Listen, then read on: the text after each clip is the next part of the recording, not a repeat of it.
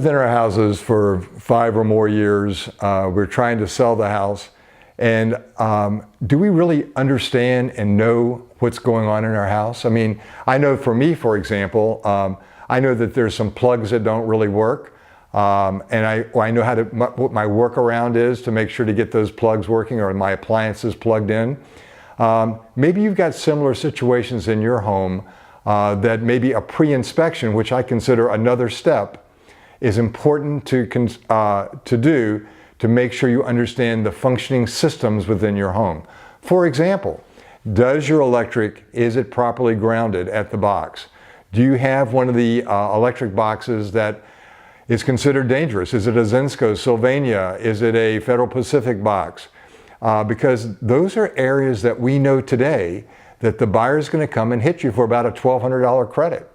Would it be better to get that taken care of based on a preliminary pre-inspection report from a home inspector so that you know about these issues and problems before you have to start digging in your wallet under a very stressful time, which is that time when we negotiate the contract?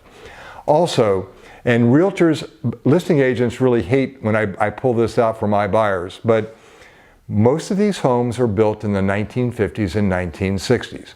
That means that they're built with galvanized pipe. So it's not a question of if they're going to fail, it's a question of when they're going to fail. Now, if you look back at the manufacturing data, they say that they're good for about 50 years, but I can tell you in the last 5 years, I have seen more houses with poor, leaky, galvanized pipes that had to be replaced. In fact, it happened at my house that I discovered when I did a remodel in my place, which simply totally caught me off guard. So don't be caught off guard, because the buyers are very sophisticated today. They're going to come in there with a plumber with a camera and they're going to run it down your lines and they're going to find whether or not there's a problem with your galvanized pipes. Know it now so you can be prepared to negotiate on that issue going forward. The other thing that's important to find out about during your pre-inspection, and we talked a little bit about the electrical, is what kind of wiring do we have in the house? You know, wiring is important because more and more insurance companies are looking at what they're willing to insure, what they're willing to accept as a risk. And we already pay pretty high homeowners insurance here. So you really want to consider, is there a fix?